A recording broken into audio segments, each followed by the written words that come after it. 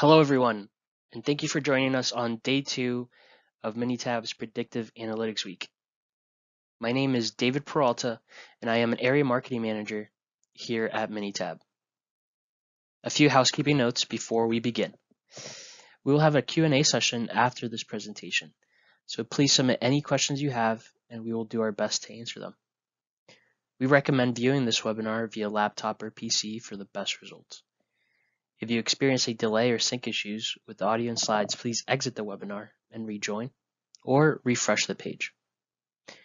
We will send a copy of the recording following the webinar, so there's no problem if you miss anything or you'd like to review afterwards.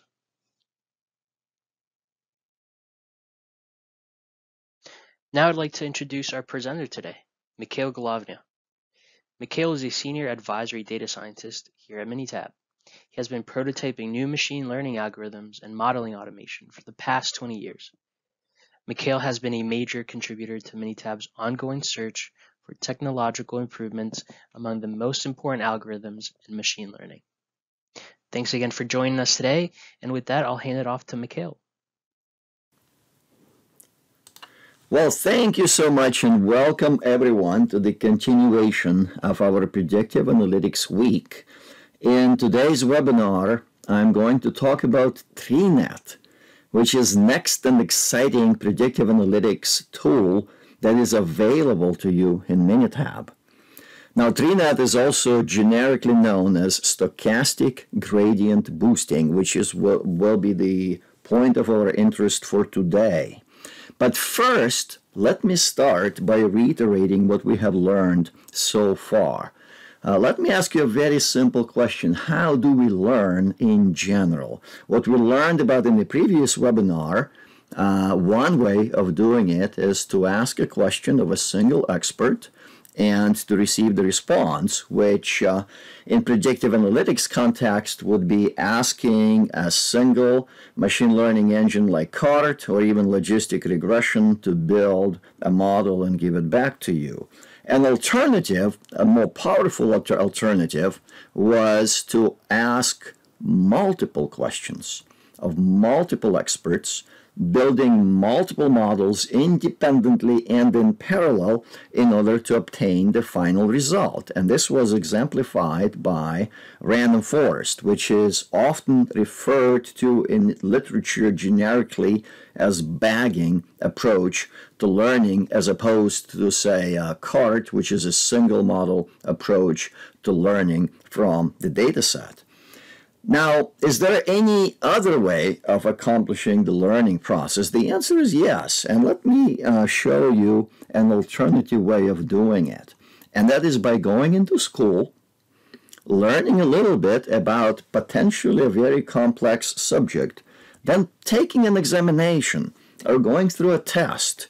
And then the test will help you highlight areas of learning that you still need to continue with, that you still need to invest in. So you go back to school again, pass another test, highlight another set of errors, correct those errors by learning more, and continuing this process potentially indefinitely until you reach a certain solid level of learning. This specific paradigm, notice how it differs from a single model learning or a bagging parallel approach.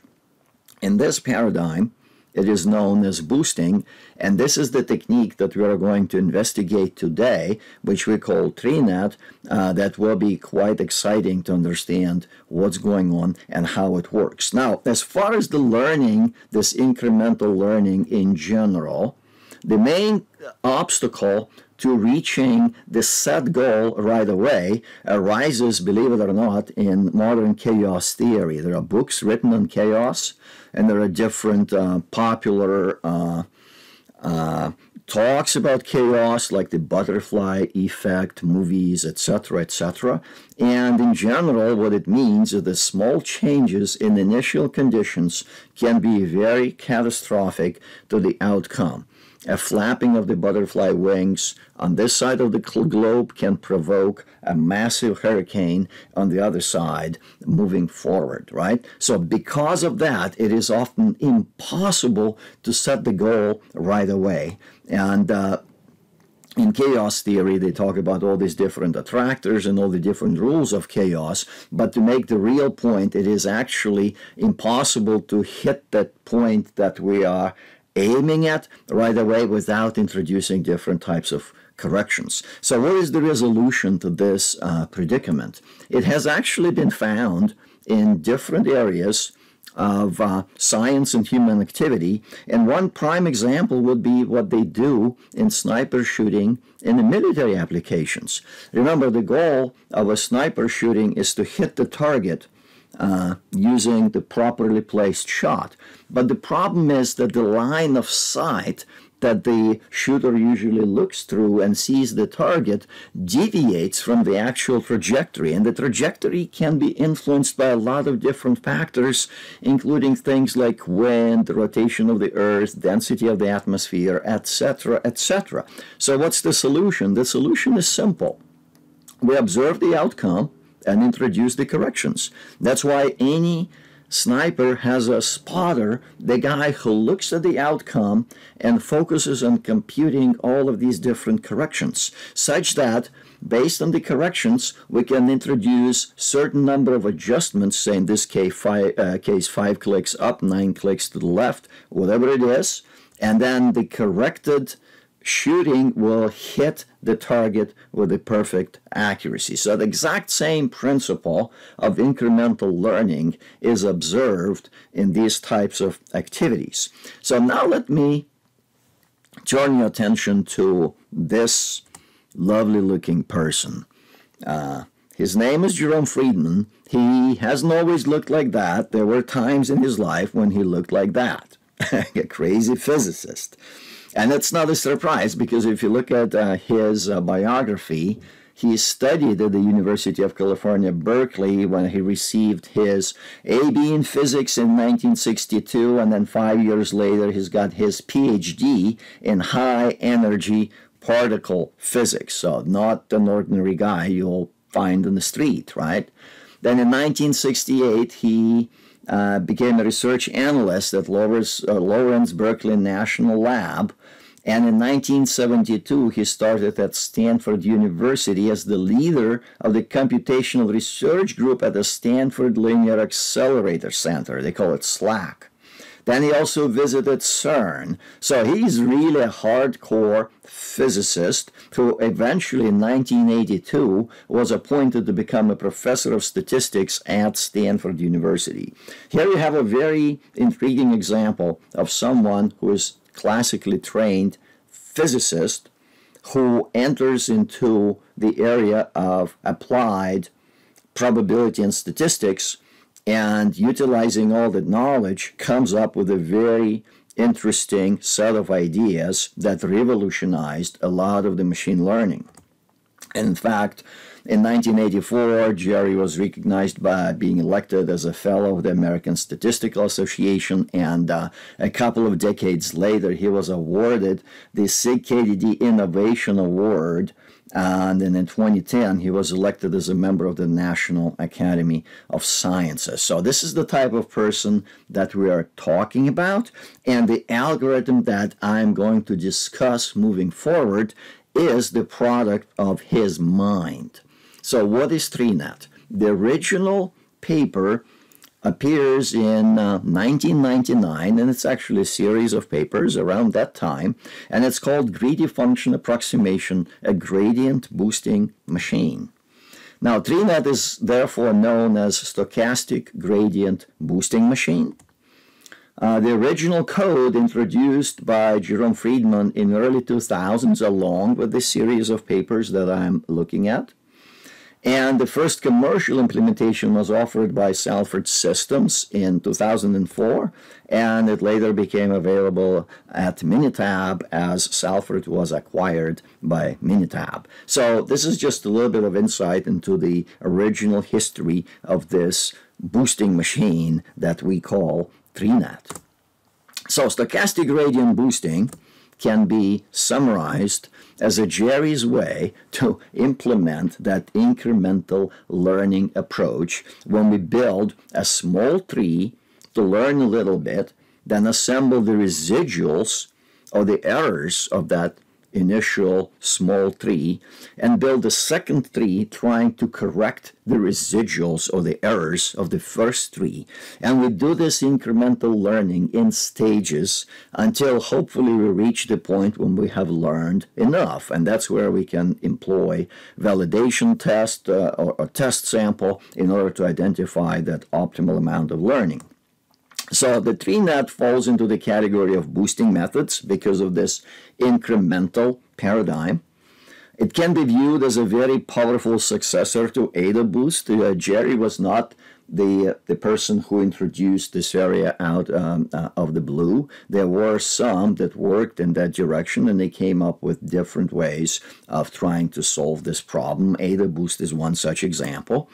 And today, even open source implementations are available, and most notably, you may encounter it as XGBoost, which was introduced as a modification of the original Jerry's algorithm by one of his graduate students. So that's a brief history of the algorithm that we are looking at. Now, in my mind, I associate it with the true, genuine boosting in the rocket science because my initial training back in Ukraine was to be a rocket scientist. So I find it kind of fascinating and exciting. If random forest is a kind of as a power member of the bagging family, like when you have lots of multiple different takes on hits on the same subject. In a TreeNet, you have a genuinely like power learner by way of boosting, okay? So that's the way I usually visualize these things. But let's look at the real practical examples. We've encountered two examples in the previous webinar, and one of those data sets dealt with predicting a machine failure. Just as a reminder, we want to predict the probability of machine failure based on the current operating conditions. It has a profound business applications. We basically want to capture the problem before things blow up. In this case, we deal with binary classification problem. So the response variable is machine failure, coded as 0 versus 1. 1 stands for failure. And we have 4 available predictors. We have 2 different measures of temperature. We have a measure of rotation speed and measure of the torque applied to the blades or the internal mechanism or whatever it is that we're dealing with. So in this case, the data set is presented here. This is a short snippet. We are trying to predict machine failure. That's our response by looking at 4 available predictors represented here. And to make this problem more visual, so to say, here's an example of what that failure might look like. So if you imagine a wind turbine, when things go wrong, that catastrophic failure really does result to things blowing up. So you can think about those 4 variables as rotation speed of the turbine, the torque applied, and 2 different sensors to temperature. Let's say the temperature within that casing of the turbine, and let's say the temperature of the coolant in the cooling system, or something like that, okay? So let me show you how easy it is to run TreeNet here. All you need to do is go under Predictive Analytics module, pick TreeNet for classification, fit model. In this case, we're dealing with binary response. That's the machine failure. We pick 4 continuous predictors. Then we set up certain validation parameters, validation of the test set at 30%, and set a bunch of options, like we will do 300 learning cycles with a learning rate. In this case, I will lower it to 0.05, and we will be seeking for the optimal model based on the area under ROC curve. So once I get the final output, I can look at different results and evaluate what kind of model I have. So let's have a detailed look. And again, this is a reminder of the importance of the problem that we are trying to solve here, because the machine failure could be a very spectacular and dramatic looking event. So in this case, TreeNet learning process shows what happens to our test sample performance in terms of area under ROC curve as we keep adding more and more incremental learning cycles. Because remember, this is the boosting process. We're learning incrementally by trying to correct errors of all of the prior learning stages. Now notice that on the training set, the blue curve, we can potentially learn all the way to perfection, but it is the test set that is of most interest to us, because the test set reveals the true amount of learning. And in this case, the optimal model has about 60 different trees or 60 different learning cycles. The model also reports variable importance according to their contributions. And if you look at the model summary in this case, you will discover that our performance on the test sample is very close to 90% area under ROC curve. It is instructive at this stage to recall from previous webinar what were the accuracies achieved by single cart, and that was actually at 0.84, and by a random forest model, and that one was actually 0.89. TreeNet in this case manages to beat even random forest by a little amount, but still sizable. And that's again yet another great confirmation on the general level and degree of learning that we can achieve with some of these modern powerful machine learning techniques, TreeNet being one prime example of such. Now, at this point, we know that we have a good performing model, but the real advantage of TreeNet is that in addition to capturing your response with a very good accuracy, it also allows you to interpret what the model is actually doing. And that's going to be my next slide here. This facility is called this TreeNet partial dependence plots. So for every variable that is part of the final model, TreeNet can construct the nature of dependency as attributed to that variable once everything else is being averaged out. So the first such variable is going to be the torque. And in this case, we can identify by the nature of this dependency, the graph itself shows the contribution of different levels of torque towards the failure of the machine. So we can observe from here that there is two areas. One area is the area of the low torque. That's when the odds of machine failing increase dramatically. The other area is the area of high torque. This is the area where, again, the odds of machine failure begin to increase dramatically. This is a great example of what we call a nonlinear relationship because it actually shows the reversal of the trend when you go to one or the other extreme. Similarly, if you look at the rotation speed, the graph exhibits a very similar switching behavior. When the rotation speed drops below 1400 RPM, there's a significant increase in the odds of failing. Likewise, when the rotation speed exceeds above 2500 RPMs, we have a similar dramatic increase in the odds of failure.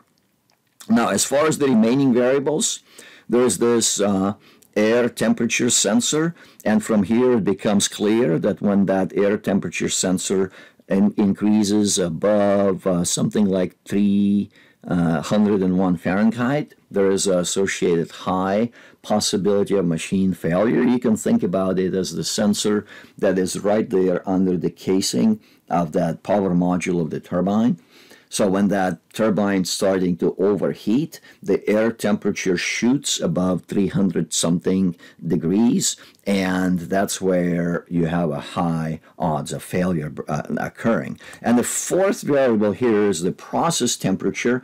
You can think about it as the coolant temperature, and when the cooling system is not functioning properly, that coolant system temperature can drop because it's not being circulating into the main area, and then again that could be associated with increased odds of failure. Now also I want you to pay attention to the vertical scale of these graphs. Even though they look the same, the actual amplitude will be very different as you go from graph to graph. And in this case, the torque and the rotation speed are associated with the highest degrees of change. Now, TreeNet can also produce bivariate plots, not just univariate plots, and those are instructive. When you look at the bivariate plot between torque and the rotation speed, you can actually see that what we have here is an interaction between those two variables. You can also see it by looking at the heat map, where we use different color to show different values of the z-axis in this case. Well, it becomes very clear from this plot that the areas of danger are the areas when you have low torque and high rotation speed.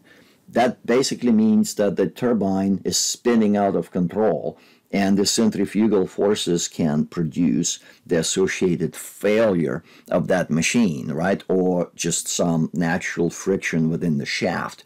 On the other hand, another area of danger would be the area that has a high torque and low rotation speed, which means that the grid overloads the turbine, and it's becoming progressively harder and harder to rotate it and to move the blades, and ultimately that can create internal rise in temperature and all these other things. So notice, because of the presence of this interaction, when we were to look at torque and rotation speed individually as univariate graphs on the left, we could actually see those nonlinear tail rises, but the reality is that they are the result of this interaction, which is a lot more prominent when you look at that TreeNet plot in a 3D scenario. So that gives us tremendous amount of learning. Now, you can rewatch prior webinar and look at CART insights, look at random forest. Well, random forest, there was no insights, so it's just good performing model. In the case of CART, we did obtain different segments, and you can actually see by comparing how those CART segments roughly communicate a lot more detailed picture that we can now obtain here by running TreeNet. And that's why I love this algorithm, because it allows you to see a lot more detail of what's going on, including at the level of interactions. But let me move on to our conclusion here. The conclusion is that TreeNet allowed us to identify nonlinear regions of machine operation that may lead to a catastrophic failure. And the TreeNet achieved so far the highest performance of 0.9 in terms of area under ROC curve. And the TreeNet model generates, therefore, powerful insights into the nature of dependencies by supplying 2D and 3D partial dependence plots. And that's basically what we have with this example. But let me move on and show another example. This time it is going to be a regression problem where we try to predict energy output of a solar power plant. And again, I introduced it in a prior webinar. Let me just remind you quickly that we want to predict energy output of a solar power plant based on the current weather conditions. And again, there can be various business implications why we want to do it, most notably preparing for a coming storm, other weather conditions, etc., etc. It is a regression problem. Response variable here is the energy output, which is output of this solar power plant in kilowatts. And because the output is continuous, therefore this is a regression problem. There will be 9 available predictors that indicate different things, like this is our response, energy in kilowatts, and our predictors will be related to the sun elevation, sun direction, temperature, precipitation, cloud cover, humidity, wind speed, wind direction, barometric pressure at a specific hour of the day. As you can see in this snippet here, we start at 5 a.m., then look at 6 a.m., 7 a.m., and so on and so forth. So those are the different hourly windows of the power generation of our power plant. Okay, so this is the problem that we try to address here, and let's unleash TreeNet on it. And again, I'm going on the Predictive Analytics module, pick TreeNet Regression this time. In this case, energy is our response variable. I use 9 predictors other than time, and then I pick validation with the test set at 30%. and I set simple options, 300 learning cycles, and actually 400 learning cycles, and 5.05 learning rate. So I click OK, and that allows me to see and view the resulting TreeNet model here. So let's have a detailed look at some parts of the output. So first of all, this chart here communicates how the amount of learning on both training and test samples increases as we keep on adding the learning stages. It also communicates the importance of variables according to their contribution into the model.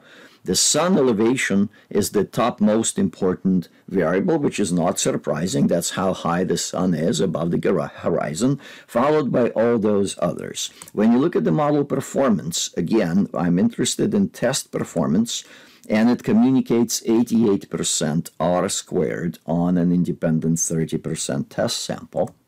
And if I compare what I see here with what I've obtained before, we will discover that CART regression tree managed to explain 82% of the variation in the power output of the power plant. A random forest reached 88% accuracy in terms of test R squared, even though it didn't give us any clues into how the variables contribute into that output, but it did give us a powerful model. And the same thing with TreeNet. In this case, TreeNet and Random Forest, they produce comparable performance, but on top of it, TreeNet also gives us the ability to understand what's going on by looking at TreeNet partial dependence plots. And again, I will just highlight a bunch. If you look at sun elevation, it is very clear that once the sun reaches higher levels in the sky, our power output increases dramatically. Similarly with sun direction, when the sun is towards the south, this power plant happened to be located in northern hemisphere, towards the south is associated with the highest levels of output. Similarly, cloud cover, as long as we have about half of the sky open, we are okay, otherwise the power output will drop. And similarly, precipitation. If there is no rain or very little rain, we are okay. But then, with some rain, the power output drops precipitously. As far as 3D graphs, very similar story can be seen by looking jointly at sun direction and sun elevation, from which it becomes very clear that towards the middle of the day, southern portions of the sky, when the sun is at its highest, we have the highest output of the energy for our solar power plant. So very intuitive example, but it's nice, and I encourage you to compare our insights from single cart or random forest just to see how all these pieces nicely fit together. So what would be the overall conclusion here? TreeNet allowed us to identify nonlinear regions of high power generation, and the TreeNet achieved the highest performance of 88% R squared on the test sample, which is comparable to what we achieved with random forest. But above and beyond the random forest, TreeNet model gave us powerful insights into the nature of dependencies by supplying these 2D and 3D partial dependence plots. Now, let's summarize random forest versus TreeNet. We looked at two examples, one classification, one regression. The common themes occur here. Recall that random forest was developed by Leo Bryman and Adele Cutler in early 2000s. It generates multiple large trees independently and in parallel. And it induces differences by sampling variables and observations from the original data, and makes final predictions by averaging or voting. It is slow and bulky, and it produces no plots and no interaction controls. Okay? In contrast, when you look at the TreeNet, the center point of discussion today, it uses incremental learning. It was developed by Jerome Friedman in early 2000s. It's actually kind of competing with random forest, both in time and space. It generates multiple small trees sequentially, okay? and each subsequent tree corrects the errors of the prior trees and makes final predictions by adding all corrections together. It is fast and efficient, and it produces partial dependence plots and interaction controls. Now you can see how these things compare to each other, complement each other, and compete with each other. The nice thing about random forest is that it can be fully parallelized. You can build it on multiple machines independently. As long as they run different random number seeds, you will be fine. TreeNet, on the other hand, requires sequential model construction. You have to wait for the first stage to finish in order for the next stage to start. But on the other hand, TreeNet gives you all of the efficiencies and interpretations associated with it. So what have we learned today? We looked at the same two examples that have a very important practical implications, and we were interested in both performance and interpretability. And what we have discovered is that TreeNet is a powerful machine learning algorithm that is based on incremental learning or boosting paradigm. It supports both classification and regression. The discovery process is data-driven 100%, just like it was in the case of random forest, in the case of CART. But it's also fast and efficient, and it emphasizes both accuracy and interpretation. Now, as all things in life, it comes at a price, and the TreeNet is not for everyone. The resulting model structure continues to be complex. There's no equations, and it's not conducive to parallel computing, as I already mentioned. So if you want something that will give you reasonable accuracy and at the same time the simplicity of the underlying model structure, so if you want something that will capture not only some complexities of the models, but will also be able to communicate them in the form of simple equations, then you're going to have to wait for the next webinar in which I will introduce yet another powerful technique which is now available in Minitab, and it is called Mars. So that concludes the official part of my presentation, and I will open the floor for questions and answers. Thank you.